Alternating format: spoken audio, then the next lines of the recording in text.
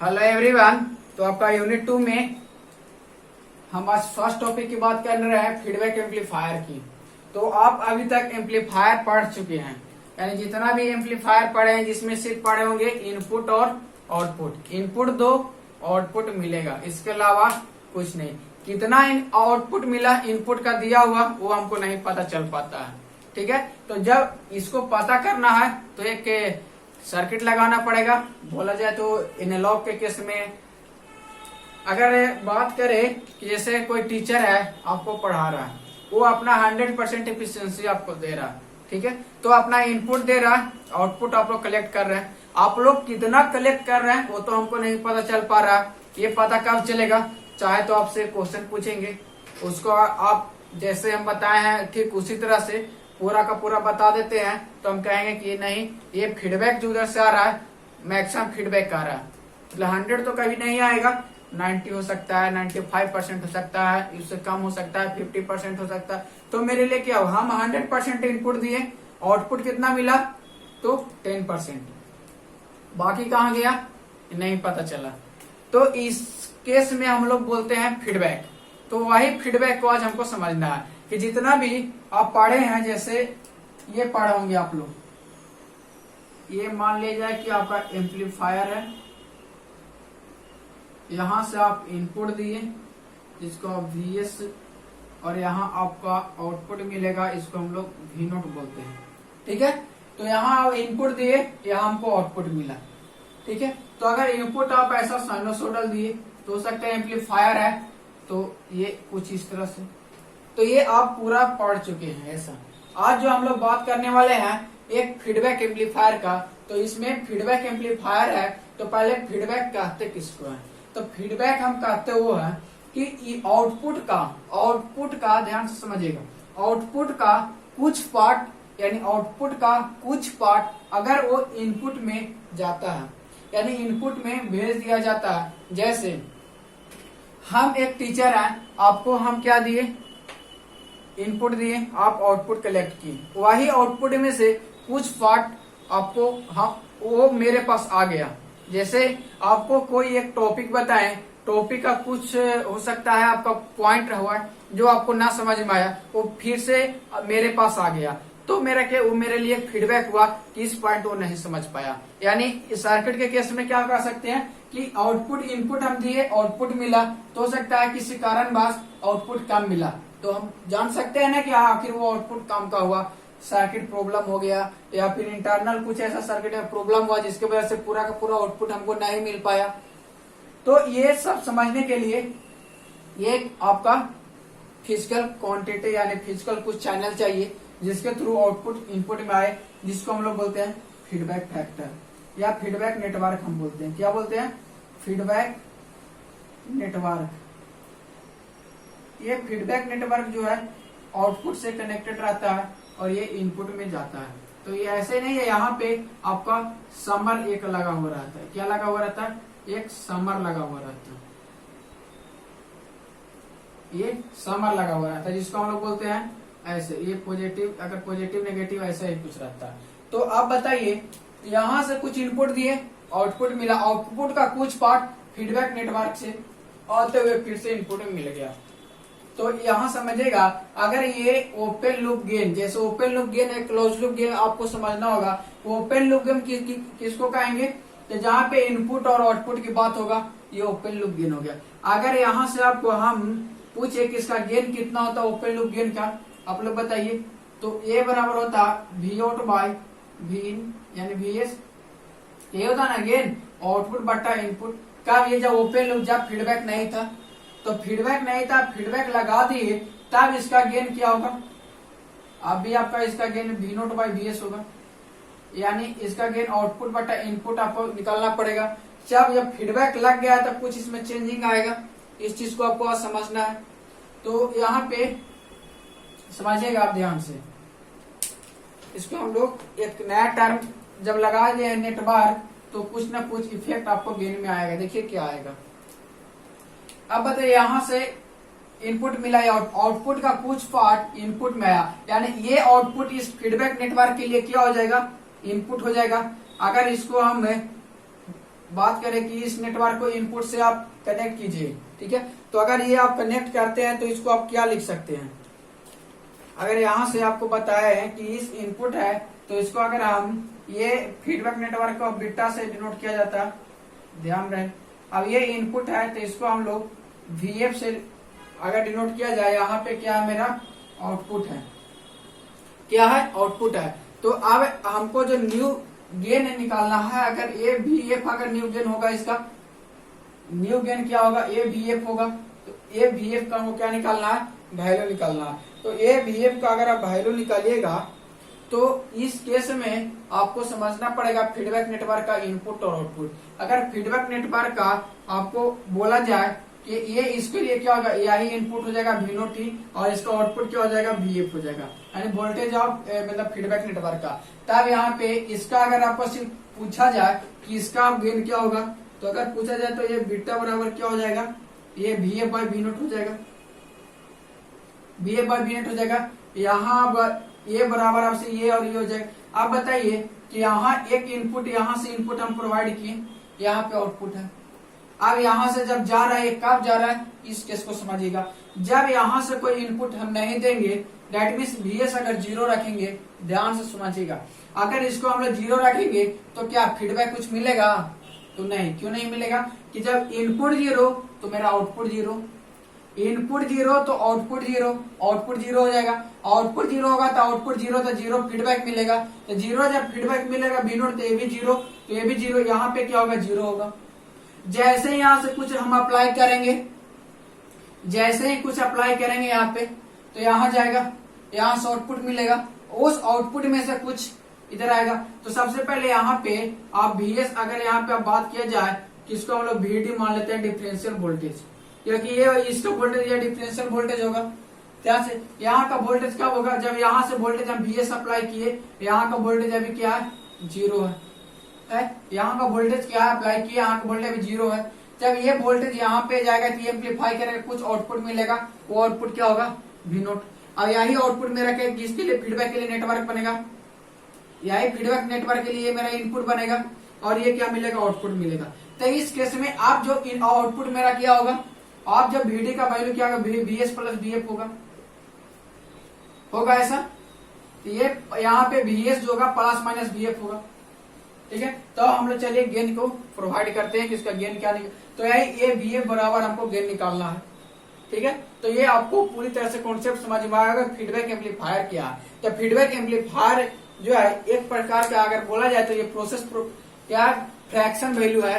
देखिए इसमें fraction value आएगा जो कि एक एनर्जी, आउटपुट एनर्जी को इनपुट एनर्जी में किस तरह, आउटपुट एनर्जी जो यहाँ की एनर्जी, किस तरह कुछ एनर्जी यहाँ जाएगा और हमको फीडबैक प्राप्त होगा। और फीडबैक आपको देखेंगे कि 2 प्रकार का फीडबैक होगा, एक पॉजिटिव फीडबैक होगा और एक आपका नेगेटिव फीडबैक होगा। ये डिपेंड करेगा फीडबैक नेटवर्क पे।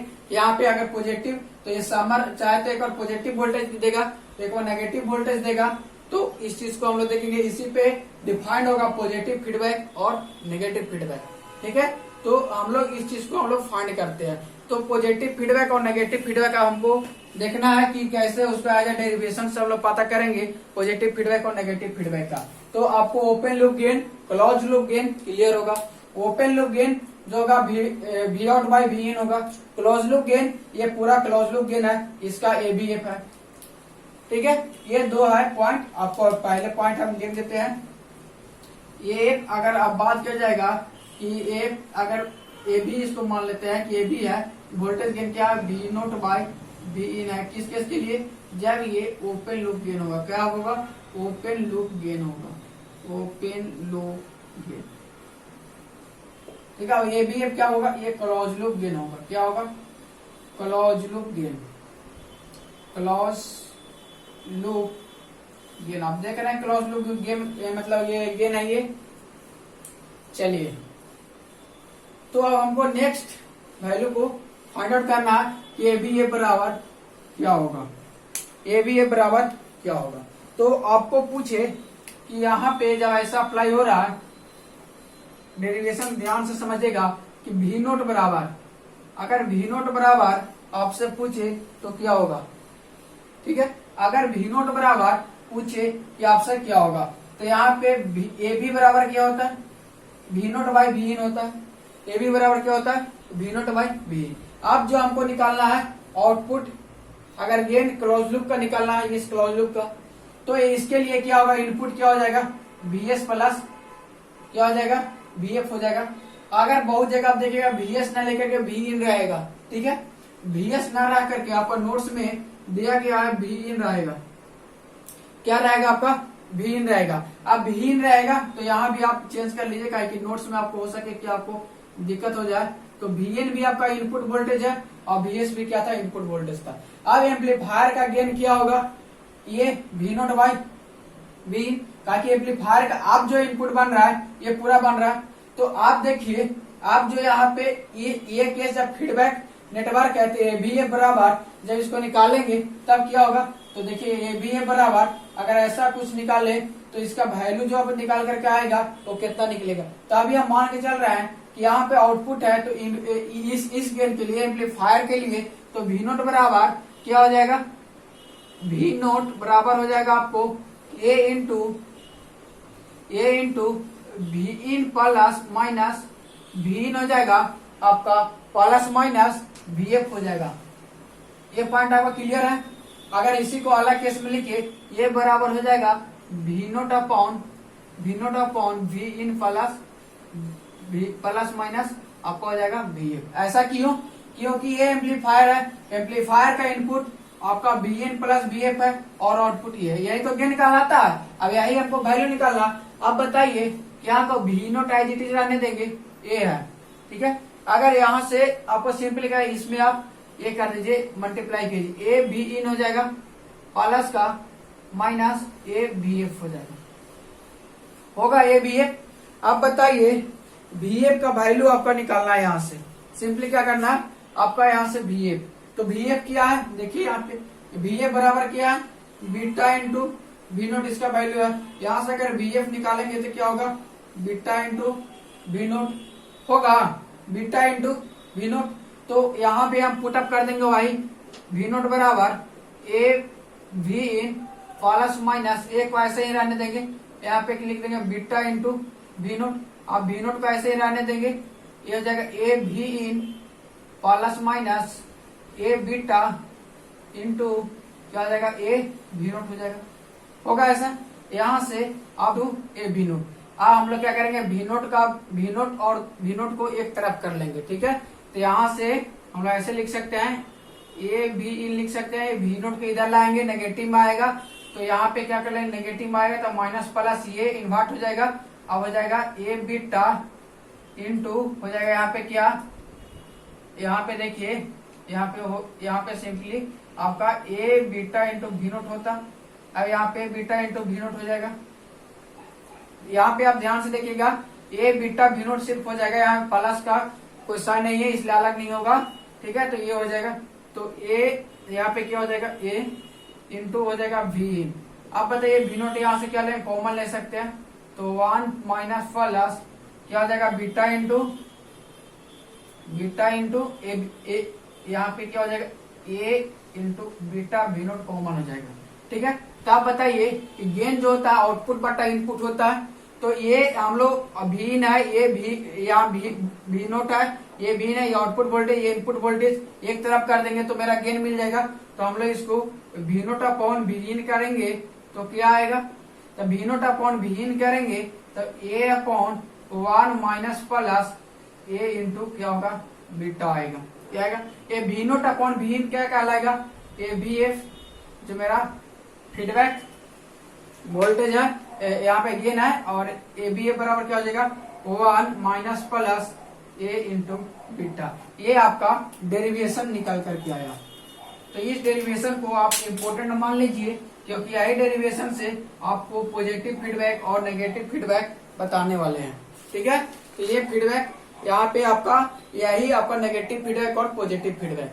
तो आप बताइए, अगर यहाँ इनपुट वोल्टेज है या आउटपुट वोल्टेज है, यहाँ पे फीडबैक नेटवर्क है, क्लियर। अब यहाँ पे वीएफ का वैल्यू है, तो आप बताइए कि अगर वीएफ अगर पॉजिटिव जाएगा, अगर वीएफ का फॉरवर्ड यहाँ पे फीडबैक वोल्टेज अगर पॉजिटिव है तो ये पॉजिटिव फीडबैक कहलाएगा, ध्यान से समझिएगा। अगर ये पॉजिटिव जाएगा तो पॉजिटिव फीडबैक कहलाएगा, यहाँ पे नेगेटिव जाएगा तो ये नेगेटिव फीडबैक कहलाएगा। ठीक है, अब आता है तो कि पॉजिटिव फीडबैक का गेन क्या होगा, नेगेटिव फीडबैक का गेन क्या होगा। तो अब बताइए, यहाँ पे हम प्लस माइनस लिए थे, अब मेरा आंसर में निकल कर क्या आया है, माइनस प्लस, ऐसा ही है ना। यहाँ पे हम प्लस माइनस एज्यूम किए थे, यहाँ प्लस माइनस आंसर में निकल के आया है माइनस प्लस। ठीक है, तो अगर पॉजिटिव यहाँ पे देंगे तो नेगेटिव मिलेगा यहाँ पे, अगर यहाँ पे हम लोग नेगेटिव आएगा तो यहाँ पे पॉजिटिव हमको मिलेगा। दैट मीन्स कहने का मतलब कि अगर यहाँ पॉजिटिव फीडबैक का आप गेन पूछेंगे हमसे कि पॉजिटिव फीडबैक का ये बी एफ बताइए, गेन बताइए क्या होगा, तो ये हो जाएगा ए अपॉन 1 माइनस ए इंटू बीटा। ये किसका हो जाएगा, पॉजिटिव फीडबैक का। ठीक है, और नेगेटिव फीडबैक का क्या हो जाएगा, तो ए बी एफ बराबर हो जाएगा ए अपॉन 1 प्लस ए इंटू बीटा। मतलब देख रहे हैं कि ये थोड़ा सा डिफरेंस हो जा रहा है, नेगेटिव फीडबैक में प्लस उसमें माइनस। तो ऐसा क्यों, क्योंकि यहाँ समर में हम डिफरेंशियल पॉजिटिव दे रहे हैं तो एक इन्वर्ट कर जा रहा है। क्यों इन्वर्ट कर रहा है, तो आप पूरा डेरिवेशन में देखिए। ठीक है, अब आता है ये पूरा आपका कॉन्सेप्ट हो गया फीडबैक एम्पलीफायर का। तो इसमें आप देखिए पॉजिटिव फीडबैक, एक देखिए नेगेटिव फीडबैक। तो पॉजिटिव फीडबैक कहते हैं किसको है, तो पॉजिटिव फीडबैक हम उसको बोलते हैं कि जिसमें जो इनपुट सिग्नल और आउटपुट सिग्नल, यानी इनपुट सिग्नल और ये क्या होगा, आउटपुट सिग्नल। अब ध्यान से समझिएगा इस चीज को, क्योंकि ये आपके लिए बहुत इंपॉर्टेंट है। यहां से हो सकता है आपको ऑब्जेक्टिव पूछा जा सकता है, यहाँ से आपको बहुत ज्यादा ऑब्जेक्टिव पूछा जाता है। अब पूछा जाएगा भी, आपका टेस्ट होगा तो यहीं से ऑब्जेक्टिव पूछा जाएगा, ध्यान समझिएगा। अब आपको पता है एम्पलीफायर 180 डिग्री का फेज शिफ्ट देता है। ठीक है, ये एम्पलीफायर 180 डिग्री का क्या देता है, फेज शिफ्ट। दैट मीन्स अगर यहाँ का हम लोग सिग्नल ऐसा कुछ होता है तो ये इन्वर्ट होता है। ये अगर 180 डिग्री का ये भी अगर फीडबैक एम्पलीफायर भी अगर फेज शिफ्ट दे दे, ध्यान समझिएगा कि 180 कितना हो जाएगा, 360। अगर 360 के आने का मतलब अगर ऐसा हम लोग क्या दिए, ऐसा अगर इनपुट दिए और फीडबैक नेटवर्क भी ऐसा ही प्राप्त हो जाए, तो ये दोनों क्या कह सकते हैं, इन फेज है। दैट मीन्स इसका फेज क्या है, 0 डिग्री या 1 या 60 डिग्री बोल सकते हैं। तो इस केस में पॉजिटिव फीडबैक कहलाएगा। तो पॉजिटिव फीडबैक हम किसको बोलेंगे, तो पॉजिटिव फीडबैक हम लोग बोलेंगे वो ऐसा सिग्नल जो input and output feedback network signal है, दोनों क्या हो जाना चाहिए, इन फेज में होना चाहिए, यानी दोनों का फेज 360 डिग्री होना चाहिए। ठीक है, तो इस प्रोसेस को हम लोग पॉजिटिव फीडबैक बोलेंगे। और जस्ट इसका opposite that mean negative feedback. तो नेगेटिव फीडबैक में क्या होगा, यहाँ पे आप पॉजिटिव दीजिएगा, आउटपुट सिग्नल आपको नेगेटिव मिलेगा। दैट मीन्स ऐसा सिग्नल यहाँ इनपुट में देंगे तो यहाँ पे सिग्नल नेगेटिव मिलेगा, दैट मीन्स इस तरह से मिलेगा। तो यहाँ पे फेज शिफ्ट कितना मिल रहा है, तो यहाँ पे फेज शिफ्ट 0 डिग्री मिल रहा है। मतलब जो एम्पलीफायर का आउटपुट मिलेगा वही यहाँ पे मिला, दैट मीन्स यहाँ पे 0 और 180 डिग्री। तो जिसका फेज शिफ्ट 180 डिग्री मिलेगा दैट मीन्स वो आउट ऑफ फेज हो जाएगा, किसमें, तो इनपुट सिग्नल और फीडबैक सिग्नल। तो इनपुट सिग्नल और फीडबैक सिग्नल यानी आउटपुट फीडबैक सिग्नल अगर आउट ऑफ फेज हो जाता है तो हम लोग इसको बोल सकते हैं कि ये नेगेटिव फीडबैक है। तो आप पॉजिटिव फीडबैक समझे, नेगेटिव फीडबैक समझे, दोनों का गेन समझे। अब आपको पढ़ना है इसका एडवांटेज ऑफ नेगेटिव फीडबैक, कि नेगेटिव फीडबैक जब हम लोग यूज कर रहे हैं तो इसका एडवांटेज क्या होगा। तो देखिए एडवांटेज क्या होगा, एक एक करके समझते हैं, क्योंकि ये एग्जाम में पूछा हुआ क्वेश्चन है प्रीवियस ईयर में, आपसे नेक्स्ट टाइम भी पूछ सकता है और कंपटीशन में भी पूछ सकता है इसके एडवांटेज को। तो फर्स्ट एडवांटेज है इट इम्प्रूव स्टेबिलिटी फैक्टर। ये सबसे पहले स्टेबिलिटी फैक्टर को इम्प्रूव करता है। ऐसा क्यों, अब देखिए इसका गेन जो है वो है ए अपॉन ए। नेगेटिव फीडबैक का सिर्फ हम समझ रहे हैं, तो ध्यान रहना चाहिए नेगेटिव फीडबैक का एडवांटेज, इसका गेन ए प्लस यहाँ पे ए इंटू 1 ए इंटू बीटा, ये इसका गेन है। अब बताइए कि ऑलवेज जो VF का वैल्यू होगा ये ऑलवेज इससे क्या होगा, ये छोटा ही होगा। क्यों होगा, छोटा ही होगा, क्योंकि फीडबैक नेटवर्क में आपको R, L या C ये 3 कंपोनेंट लगे होंगे। तो R जो यहाँ पे वोल्टेज मिल रहा है इसको यहाँ पे क्या होगा, खर्च करेगा कुछ वोल्टेज यहाँ पे ड्रॉप करेगा एल में भी और सी में, क्योंकि सबका अपना रिएक्टेंस होता है। तो जो इनपुट वोल्टेज यहाँ पे मिलेगा, जो फीडबैक का इनपुट मिलेगा वी नोट, ये इससे बिहेव क्या होगा, एकदम छोटा होगा। सही से बात है। क्यों? यहाँ फीडबैक नेटवर्क में आपको आरएलसी लगा, यहाँ पे कोई एम्पलीफायर तो लगा नहीं है कि जो इसको एम्पलीफाई कर देगा। यहाँ पे लगा है आर एंड सी, इसमें क्या वोल्टेज ड्रॉप होगा। जब वोल्टेज ड्रॉप होगा तो कौन वोल्टेज ड्रॉप होगा, जो इनपुट मिलेगा वही इसमें ड्रॉप करेगा। तो इससे तो कुछ न कुछ इसको कम ही वोल्टेज मिल रहा है। तो यहाँ का वोल्टेज इसका वीएफ ऑलवेज क्या होगा, कम होगा। तो ये जितना कम होगा गेन उतना ही स्टेबल होगा। तो यही पे बताता है इसका गेन जो कहता है ये वीएफ, ये ज्यादा स्टेबिलिटी होता है। क्यों ज्यादा स्टेबिलिटी होता है? तो यहाँ पे आपको एक कॉन्सेप्ट इसका पढ़ना है, एक आपको कंट्रोल सिस्टम अगर आप पढ़े होंगे तो वहां पे आपको यहाँ पे आपको बताते हैं पोल एंड जीरो कॉन्सेप्ट पढ़ना है कि जितना पोल नेगेटिव पोल की ओर जितना इसका कैरेक्टरिस्टिक्स जाएगा तो उतना स्टेबल होगा। तो यहाँ पे इसका गेन जो ओवरऑल क्या होता है, कमता जरूर है, लेकिन जितना गेन करता है उतना ये स्टेबिलिटी को मेंटेन करता है। तो ये फर्स्ट कंडीशन इसका जो होता है एडवांटेज का फर्स्ट जो होता है, ये स्टेबल को क्या करता है कि स्टेबल मतलब कोई भी अगर बोला जाए कि सर्किट है या कोई भी मतलब एम्पलीफायर वगैरह यानी कुछ भी है, इसको स्टेबिलिटी को क्या करता है, इंक्रीज करता है। यानी इसका गेन जो होता है स्टेबिलिटी गेन वो इंक्रीज होता है। और इसका दूसरा क्या होता है डिसएडवांटेज अगर बोल सकते हैं कि इसका गेन जो होता है डिक्रीज करता है। तो गेन डिक्रीज करता है जिसके कारण से ये क्या होता है स्टेबिलिटी को बढ़ाता है। जस्ट पॉजिटिव फीडबैक में गेन मेरा ज्यादा होता है तो इसका stability as compare to negative feedback कम होता है। ठीक है। अब यहाँ पे डिस्टोर्शन जो होता है इसमें आपका दूसरा कॉन्सेप्ट क्या है, डिस्टोर्शन को इसमें आपको कम मिलता है, यानी डिस्टोर्शन को रिड्यूस करता है। क्यों रिड्यूस करता है? क्योंकि आप गेन तो को देख रहे होंगे, गेन है 1 प्लस, यानी यहाँ पे जो भी मिलेगा तो यहाँ पे अगर इसका 1 वैल्यू मिले या 2 वैल्यू मिले तो जोड़ करके ये मिलेगा, तो ओवरऑल ये क्या करेगा, कम ही होगा। यहाँ पे अगर डिस्टोर्शन की बात किया जाए तो अगर कुछ भी डिस्टोर्शन इसी पे डिपेंड करेगा तो जितना डिनोमिनेटर में क्या कम होगा उतना ही ओवरऑल इसका वैल्यू क्या होगा, कम होगा। सॉरी, जितना डिनोमिनेटर में ज्यादा होगा उतना इसका वैल्यू क्या होगा, कम होगा। तो अगर यहाँ पे एक आता है कि अगर आपसे पूछा जाए कि डिस्टोर्शन ऑफ नेगेटिव फीडबैक की क्या होगा, तो डी अपॉन 1 प्लस माइनस ए, यहाँ पे आपको बोल सकते हैं बीटा इंटू ए। ऐसा बीटा को बहुत जगह एमबी से नोट किया जाता है, तो आप टेंशन ना लीजिएगा, बीटा और एमबी दोनों एज इट इज सेम है। तो इस केस में जितना इसका वैल्यू ज्यादा होगा, अगर 2 होगा 3 होगा 4, ओवरऑल क्या होगा, ये ज्यादा होगा और ऊपर क्या होगा, कम होगा। तो ये जितना ज्यादा होगा उतना डिस्टोर्शन मेरा क्या होगा, डिक्रीज करेगा। ठीक है। तो ये डिस्कॉर्ड ये यहाँ पे फर्स्ट हो गया। दूसरा क्या, थर्ड क्या है, इट इम्प्रूव स्टेबिलिटी या सिस्टम स्टेबिलिटी। तो आपको बताया सिस्टम किस तरह से स्टेबिलिटी करेगा। चौथा क्या है, इट रिड्यूसेस द नॉइज। आप बताइए जिसका स्टेबिलिटी ज्यादा होगा उसका नॉइज क्या होगा, कम होगा। जिसका गेन ही कम होगा उसका ऐसे भी नॉइज क्या होगा, कम होगा। और फेज डिस्टोर्शन क्या होता है, इसमें कम होता है, क्योंकि फेज डिस्टोर्शन उससे 180 से इसका कम मिलता है नेगेटिव फीडबैक में। ठीक है। उसके बाद बोल सकते हैं इसमें इनपुट एम्पीडेंस क्या होता है, इंक्रीज करता है। अब इनपुट एम्पीडेंस बता रहे हैं, यहाँ से एक इनपुट दे रहे हैं, इधर से एक इनपुट आ रहा है, 2 इनपुट अगर यहाँ मिल रहा है तो यहाँ की जनरली सी बात है कि एम्पलीफायर का इनपुट एम्पीडेंस क्या होगा, इंक्रीज होगा। ठीक है। जब इनपुट एम्पीडेंस इंक्रीज होगा तो आउटपुट क्या होगा, डिक्रीज कर जाएगा। ठीक है। तो उसके बाद अगर आपको बोले बैंडविड्थ, तो बैंडविड्थ क्या होगा, इंक्रीज करता है। बैंडविड्थ इसका क्या होता है, इंक्रीज करता है। तो ये सारा कॉन्सेप्ट जो था नेगेटिव फीडबैक का था, और नेगेटिव फीडबैक के एडवांटेज एग्जाम में पूछता है। ठीक है। तो आई होप पूरी पॉइंट ये क्लियर हुआ होगा आप लोग को।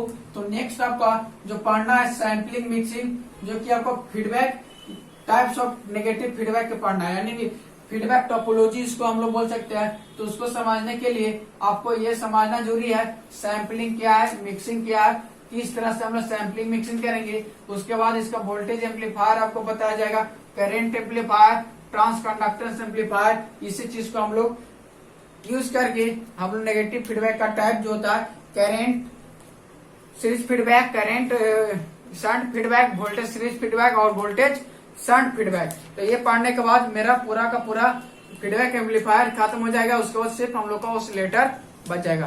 तो इस वीडियो के लिए इतना ही। Thank you everyone.